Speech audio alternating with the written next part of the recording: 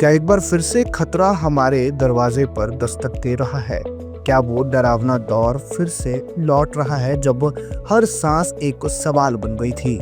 दोस्तों, देश में एक बार फिर से कोरोना के नए मामले सामने आने लगे हैं, लेकिन इस बार जो नया वेरिएंट सामने आया है वो पहले से कई ज्यादा तेज, ज्यादा खतरनाक और सबसे बड़ी बात, हमारे बच्चों के लिए एक गंभीर चुनौती बन चुका है। क्या है ये नया वेरिएंट?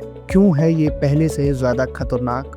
और इस बार इसके लक्षण क्या बदल गए हैं? और सबसे अहम, कैसे करें अपने बच्चों की पूरी सुरक्षा? इन सारे सवालों के जवाब आपको मिलेंगे आज के इस बेहद जरूरी और जानकारी से भरपूर वीडियो में। तो आपसे निवेदन है इसे अंत तक जरूर देखें, क्योंकि इस बार बात सिर्फ आपकी नहीं, आपके बच्चों की हेल्थ की भी है। तो चलिए शुरू करते हैं, लेकिन उससे पहले नमस्कार, मैं आशुतोष उपाध्याय और आप बोल्ड स्काई देख रहे हैं। NB.1.8.1 कोविड का एक नया उप वेरिएंट है जो कि JN.1 वेरिएंट से जुड़ा हुआ है। अब इसका ओरिजिन ओमिक्रॉन के BA.2.86 वेरिएंट से माना जा रहा है। अब इस वेरिएंट का पहला मामला अप्रैल 2025 में तमिलनाडु में सामने आया था। अब इसमें कुछ अहम म्यूटेशन पाए गए हैं, जैसे A435S, V445H और T478I, जो इससे पहले से कई ज्यादा संक्रामक और इम्यून सिस्टम से बच निकलने में सक्षम बनाते हैं। NB.1.8.1 न सिर्फ भारत बल्कि अमेरिका, जापान, दक्षिण कोरिया, फ्रांस, थाईलैंड जैसे देशों में भी सामने आया है। खास तौर पर हवाई यात्रा के दौरान इसके मामले तेजी से बढ़ रहे हैं और चीन एवं हांगकांग में कोविड के मामलों में आई तेजी का एक बड़ा कारण भी इसी वेरिएंट को माना जा रहा है। लेकिन अब सवाल ये है कि आखिर इसके लक्षण क्या कुछ हो सकते हैं? तो चलिए अब जानते हैं। NB.1.8.1 और LF.7 के लक्षण काफी हद तक अन्य ओमिक्रॉन वेरिएंट्स जैसे ही हैं, जैसे बुखार, गले में खराश, नाक बहना, सूखी खांसी, थकावट, सिरदर्द और मांसपेशियों में दर्द। वहीं कुछ मामलों में दस्त, भूख कम लगना, मतली या फिर उल्टी जैसे लक्षण भी देखे गए हैं। वहीं JN.1 और उसके उप वेरिएंट्स में दस्त की शिकायत ज्यादा देखी जा रही है। वहीं आपको बता दें कि जिन लोगों ने वैक्सीन ली हुई है उनमें ये लक्षण 4 से 5 दिनों के भीतर सामान्य रूप से ठीक हो जाते हैं। तो चलिए अब आपको बताते हैं कि आखिर लक्षण दिखने पर आपको क्या करना है।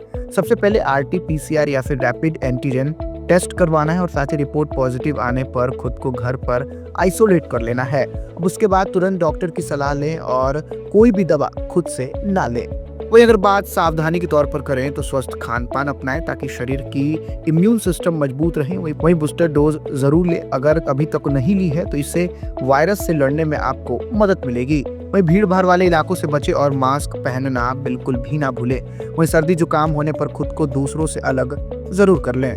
बता दें कि फिलहाल देश में कोरोना मरीजों में बच्चों के होने की अलग से कोई आधिकारिक पुष्टि नहीं हुई है, लेकिन खतरा उन पर भी मंडरा रहा है। दुनिया के अन्य देशों में जो मरीज मिल रहे हैं उनमें बच्चे भी ज्यादा शामिल हैं। वहीं JN.1 वेरिएंट का रिस्क बच्चों को ज्यादा इसलिए है क्योंकि उनकी इम्यून सिस्टम यानी कि रोग प्रतिरोधक क्षमता कम होती है। अधिकतर मामलों में बच्चों ने वैक्सीन भी नहीं ली है। अब इस वजह से भी इन्हें संक्रमण का रिस्क अधिक है। अब देश में अभी कई राज्यों में स्कूल भी खुले हैं, जिस वजह से उनका आना जाना और सभी से मिलना जारी है। तो चलिए जानते हैं कि कैसे हम अपने बच्चों को इस वायरस की चपेट में आने से सुरक्षित रख सकते हैं।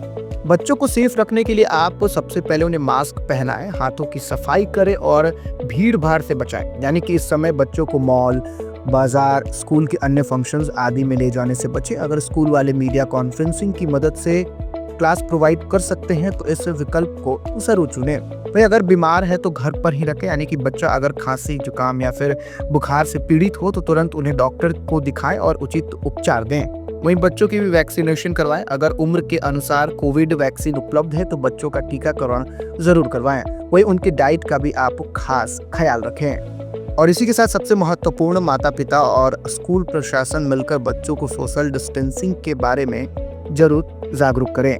फिलहाल इस वीडियो में इतना ही। आपको ये जानकारी कैसी लगी कमेंट में लिखकर जरूर बताइएगा। धन्यवाद।